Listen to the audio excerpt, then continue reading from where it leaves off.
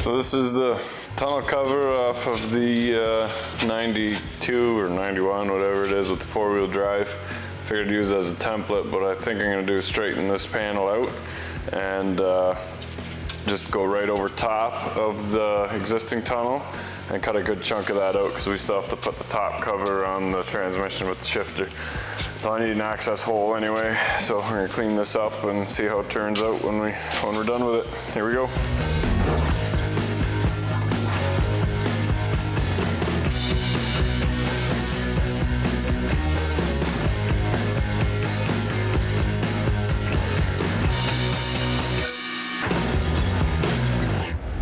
Using a hole saw will give you that nice round corner on the outside, and just take a jigsaw and cut. No chance of sparks or lighting the truck on fire. Perfect, here we go. Got our 4-wheel drive shifter in, got our plate cut out for our tranny, ready to put the top plate on. Now is a good time to put oil in. I use this Lucas 7590 synthetic oil, and nice and easy to pour in while the cover's off. And there's a plug on the side of the transmission, about a third of the way up on the left hand side. Pull it out when you see or hear oil coming out. That's your sign that it's full. And you can also put this in your transfer case as well. And here we go. This is the shifter cover that's about to go in. Tried it out and it wasn't working very nice. So I realized that one of these set screws was missing, and it looks something like this, just a little flat spot on the end that sits in this groove in the shifter and keeps it in place. This cap is what holds it in, the little ball sits in there, and there's a little groove on the inside here, and the snap ring was missing. So because the ball was out, it was able to leave the shifter fork and pop out, and then everything was kind of jammed in there, so nothing was working. I think it was, I don't even know what gear it was stuck in. In here are some springs that push down on a detent on your shifter rail, and that's what gives you that solid feel when you're in a gear, and also keeps it from popping out. In here across is detents also with a ball that rolls over, so once you put it into a gear, the ball moves over and you're not able to put the other ones in gear at the same time.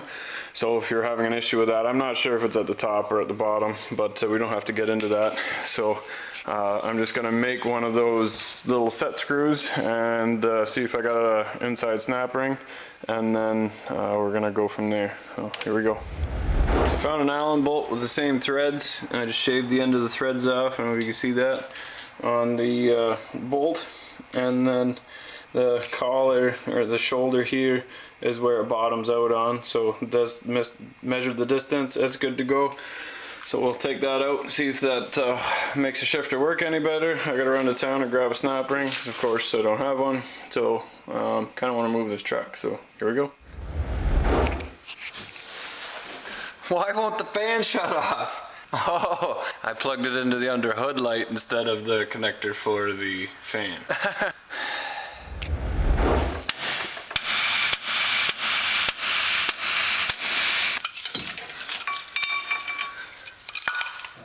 Do you hear that? Ching, ching, ching, ching, ching. Oh, so much work. Okay guys, I'm gonna show you guys how to take this front axle apart. This is Dana 60, solid axle, extremely heavy duty and way overkill for what this truck will ever do. Really heavy parts, heavy U-joints. It's set up like a tractor with the taper bearing on the bottom. And then I've never seen it before, a little spring inside the top cap here.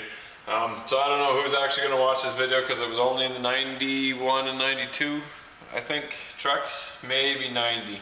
So there's not a whole lot of them out there, but there's some neat tricks that you might not know about. You start with taking the tie rod end off here. You want to lube it up and spin it off, all the way off, the nut all the way off. Put it back on a couple times, I've done it already. Take the nut off. So that it spins nice and free. And then I really like these drive-on hoists. What you can do is take a jack and just go underneath it. Just push up on the nut, take some weight off. If you have a buddy, you can also stick a big bar underneath and lift up at the same time. and then crack it with a hammer right there, and the shock will crack that tie rod end loose. There's forks you can stick underneath here, but it wrecks the rubber. This kind of saves the rubber. This is how I always do it for the transfer trucks and the tractors. And bang she goes.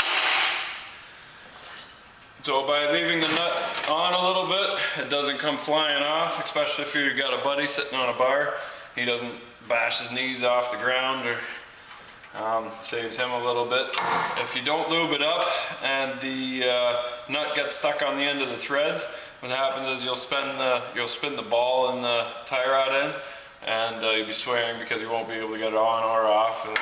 You might have to cut it off. That's no fun. These brakes, pretty straightforward. It's 1/4 inch Allen. And this particular one, nice and rusty, I can barely get it in. Spin that out, and all that does is keep this little plate from sliding. So now that the bolt's out, we can slide it and just tap that out. And now you can very easily pry these suckers off. So we are tossing this caliper, we are tossing the brakes, we're tossing the rotor, wheel bearings, seals. Something made a nest in his brakes there, and I'm sure the caliper's no good. They were cheap enough. So just don't forget to take your little bolt out for your new flex line, because it sucks getting those back. Oh, look at that. It's so old it got wrinkles. Now, still spins nice and free. That's amazing, but I don't care. I'm still replacing everything. So this, to take your locking hub off, spin the little Allens out. Somebody already took 2 out for me and threw them away to help me out, make this go quicker. That looks like a pretty fine thread Allen. I probably won't be able to find those. So this locking hub is nice because you get true 4-wheel drive. The only shitty part about it is you do have to get out of the vehicle to put your 4-wheel drive on. And if you're smart, you put your 4-wheel drive on before you know you're gonna get stuck. Otherwise you gotta get out in the mud and walk around, not so much fun. These are nice little caps. Come out. Something made a nest in there. Nice. If you put them all nice and neat the way you found them coming out, it helps putting everything back in again. The spring will probably be able to stay. Now in here is a snap ring, and that one's really hard to get out. Dentist pick saved me again. Alright, there's a snap ring. There's an internal snap ring there. Let's see if we can get that one out. Right on here, something should come apart then. There's that. This will be handy because now I can watch the video and figure out how to put it back together again.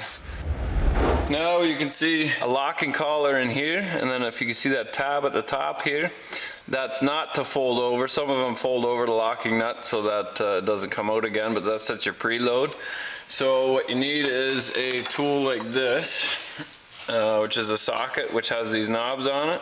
Very expensive, but here at good old Canada, we get a store called Canadian Tire, and they have a loaner program for tools where you buy the tool, but if you bring it back in the same shape within a year or so, you get your money back. So this one should be fairly tight. Not bad. I can spin that out now. There it is. I see a lot of people take chisels and hammers and bang it tight with that. It's not a good practice, especially if you do have the right tools afterwards. Now you mark those holes all up. 2 pair of needle nose. Grab those clogs. There it is. So this one should be fairly loose. This sets your preload. You want to tighten it and then back it off 1/4 turn. Set your preload on it, but I'll show you guys how to do that when we assemble it again. Almost there. There it is. Okay. So now this one has a knob. You guys see that little stubby there? So that, this collar can't slide because this little knob sits in a groove on the threaded part. And then it can't spin this inside nut because that hole sits in the holes in the side of here. And then when you add the second one, it tightens it against it like a double nut and keeps that nut from spinning off. Transfer trucks in that have that center piece has a little tab that you fold over, but we don't have that here. Now we should be able to pull that hub off. Now we can see our spindle. And we're gonna take that off. Now that gets tricky. Okay, going ahead and taking the 4 bolts out the bottom. Just taking the last bolt out the top here. I'm gonna take it all the way out. I'm gonna leave it up about 1 inch. And the reason for that is there's a spring underneath, so this cap is gonna wanna pop up. Nice. Oh, it's going. He's so mean.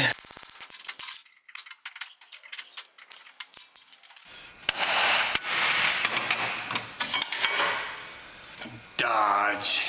Probably had too much grease over the years. No. And that is a little Teflon cap. I'm gonna get a new one of those. At least it had grease. Alright, see if the bottom cap will come out. So I pulled the cap off the top finally.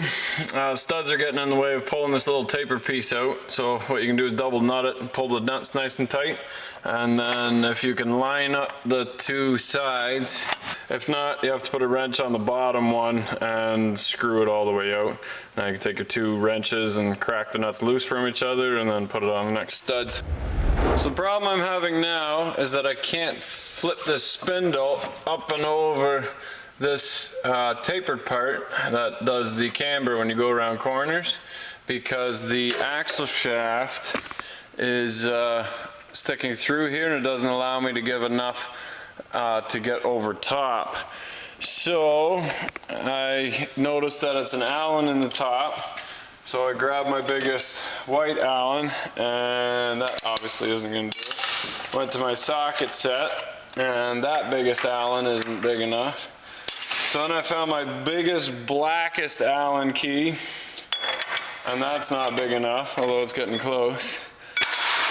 So I found a metric bolt that I welded a nut to, and then put a pipe wrench on it. So that fits nice and tight in there, and I doubt I can move it. I'm gonna try.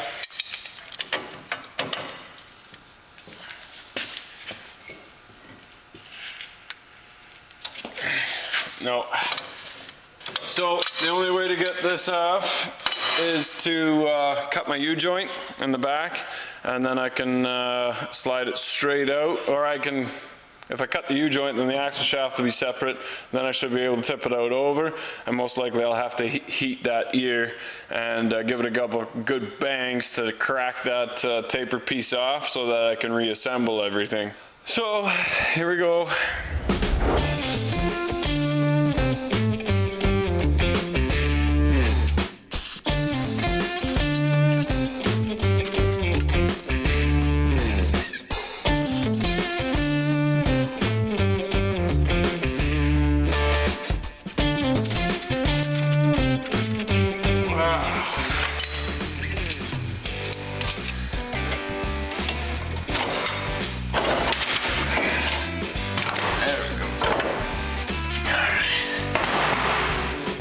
It's just that easy.